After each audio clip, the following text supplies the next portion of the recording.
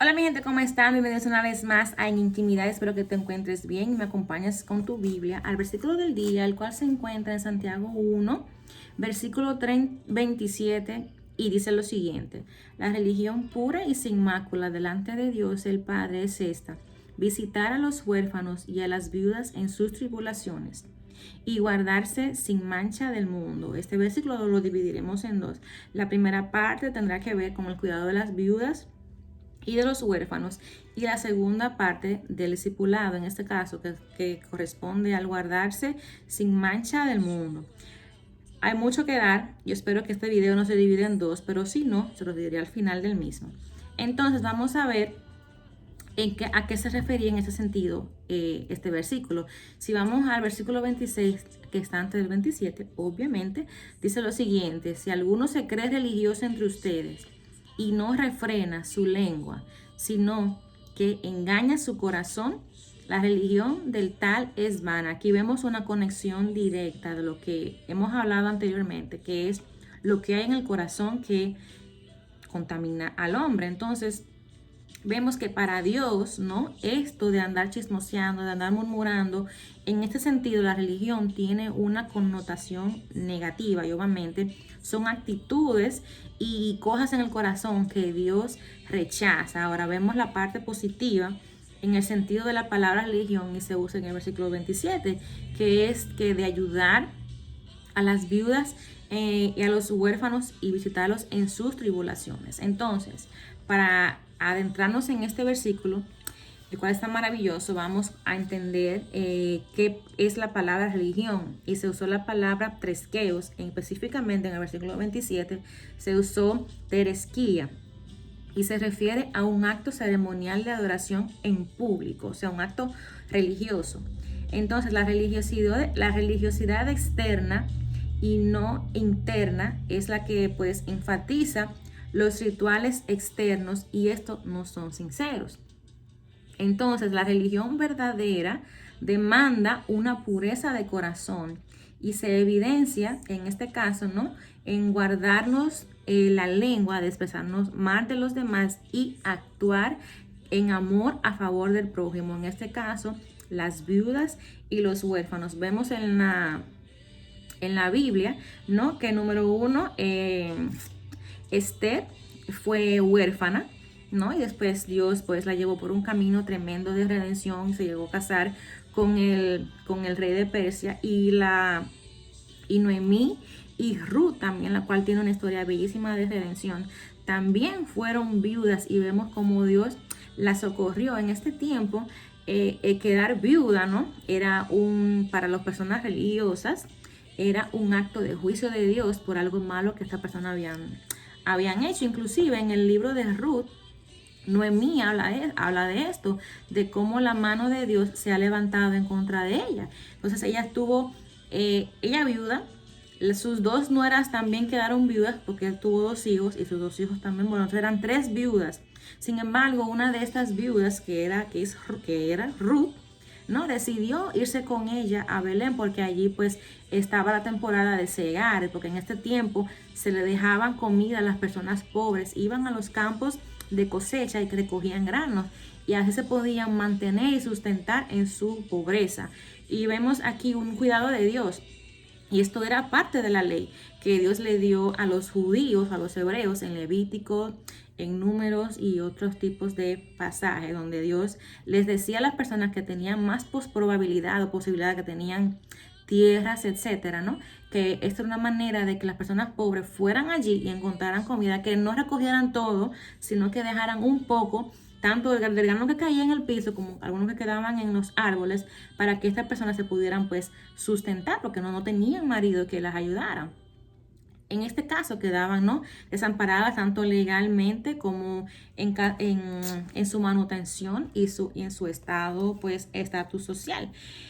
Entonces, en este sentido, ¿no?, me gusta como, vamos a ver, aquí en la Biblia de estudio también dice que bueno, esta es una preocupación, ¿no?, singular, no es singular en Santiago, pues vemos también como en Hechos 6 del 1 al 7 está, se recogieron, no, se designaron diáconos para que cuidaran de las viudas y los pobres en la congregación. Y también vemos eso en Gálatas 2:10, y también como Pablo describe o organiza la manera en que la iglesia debe de ayudar o no a las viudas, porque ahí se dan un cierto número de requisitos para, en un sentido, no extender el cuidado de las viudas, sino dejarlos a las personas que tienen familiares, o negárselo a las viudas que andan pues impíamente. Y bueno, vayan ahí a Timoteo, ¿cuál? Vamos a ver. A primera de Timoteo 5:3 del 1 al 15, y léanse esa parte en cuanto a las viudas. Pero hay una historia que a mí me fascina. Y le digo, Señor, como siempre, dime, ¿dónde? Bueno, ahí el Señor me llevó a la historia que está en Lucas, y es el único de los evangelios donde se habla de esta historia de la viuda de Naín.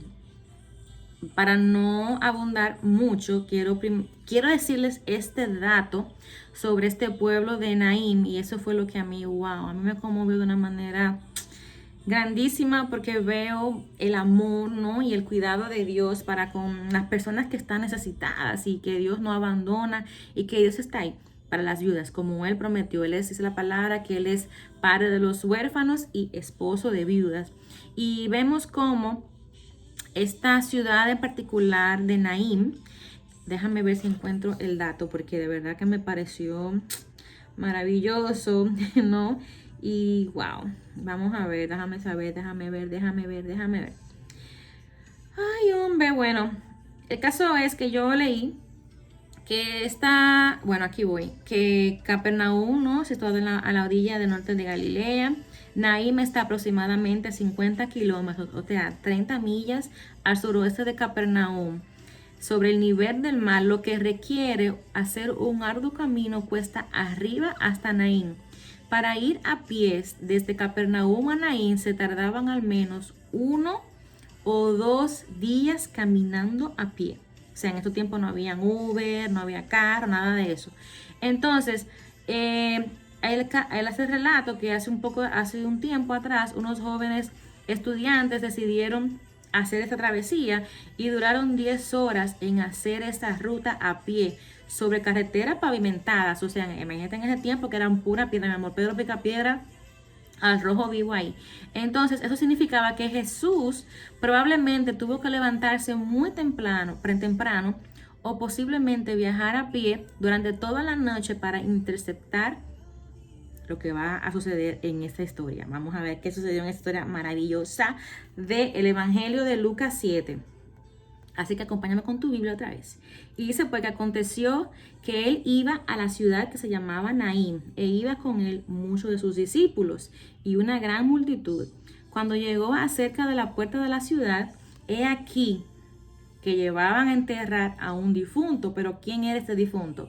Hijo único de su madre. O sea, aquí vemos ya un hijo que estaba muerto. ¿Y de quién? De una viuda. O sea, este niño era prácticamente huérfano de padre, pero su madre era viuda. Aquí se combinan las dos historias, un huérfano y una viuda. Y había con ella mucha gente de la ciudad. Y cuando el Señor, mi Señor hermoso, la vio, se compadeció de ella y le dijo, no llores. Aquí vemos cómo el Señor se relaciona y sabe el dolor, sabe que esta mujer posiblemente va a enfrentar rechazo de la sociedad, posiblemente va a quedar mendigando, posiblemente quién sabe cuántas cosas le hubiesen pasado a esta señora, ¿no? Al perder su hijo único. Lo más seguro, este niño llevaba el sustento en la casa, trabajaba en los campos cosechando, no sé. Pero en este tiempo las mujeres no eran dadas como al trabajar directamente fuera de la casa. Entonces vemos, ¿no? Y había con ella mucha gente. Cuando el Señor la vio, se compadeció de ella, tuvo misericordia y le dijo, no llores. Y acercándose, tocó el féretro, y los que lo llevaban se detuvieron. Y dijo, joven, o sea, aquí vemos que era un joven, 20, en los ya 15 para arriba, 25, yo diría que de 15 a 22 no pasaba. A ti te digo, levántate. Entonces se incorporó el que había muerto y comenzó a hablar y dio a su madre. Y todos tuvieron miedo y glorificaban a Dios diciendo, un gran profeta se ha levantado entre nosotros y Dios ha visitado su pueblo. O sea, vemos cómo ellos entendían este significado. Ellos entendían que de verdad Dios cuida de las viudas y de los huérfanos, porque mira cómo no solamente le trajo comida, o sea, levantó a su hijo de los muertos para que la provisión, o sea, esto me explota la cabeza y wow, Señor, y ha visitado su pueblo, o sea, como dice aquí, como dijo aquí Santiago, ¿no? Que visita a las viudas y a los huérfanos en sus tribulaciones, o sea, Dios está ahí con el necesitado, Dios escucha las oraciones, Dios sabe de tus necesidades y Dios te va a socorrer y Dios va a suplir lo que tú necesitas conforme a las riquezas de su gloria. Entonces, qué maravilloso, qué bueno y qué grande es el Dios que yo me gasto, que yo adoro y que yo sirvo. Entonces, en ese sentido, ¿no? También Primera de Juan 3:17 habla de esta idea de, vamos a leerlo, que ya me quedan 4 minutos de esta primera parte del video. Primera de Juan, aquí voy, ya me perdí. Primera de Juan 3:17 dice lo siguiente. Pero el que tiene bienes de este mundo y ve a su hermano tener necesidad y cierra contra él su corazón, ¿cómo mora el amor de Dios en él? Hijitos, no amemos de palabra ni de lengua, sino de hecho y en verdad. Aquí vemos cómo se conecta maravillosamente con la lengua, ¿no? No nada más hablar de que yo te amo o quizás hacerle mal al prójimo con tu manera de tú expresarte de esa persona, sino es también el actuar, sino también es proveer para los suyos, si están dentro de tu familia, alguien que tiene necesidad, acércate a esa persona y dile en cómo te puedo servir, cómo te puedo ayudar dentro de tus posibilidades, obviamente, y verás que no lo haces para tu gloria, ¿no? Porque aquí vemos este acto de religión externo para que te vean, ¿no? Dios sabe tu corazón y Dios sabe que no lo haces para tu gloria ni para vanagloriarte, como hacen muchas personas que construyen asilos y hacen cuchumil cosas, como dice la palabra, como dice Jesús, para ser visto por los hombres. De cierto te digo que ya tienen su recompensa, ¿no? Entonces, cuando tú hagas ese tipo de actos para con Dios, que no sepa tu mano izquierda, como dice la palabra, lo que hace tu mano derecha. Entonces, este estudio sobre socorrer, ayudar a los más necesitados y vulnerables de la sociedad me ha conmovido de una manera maravillosa.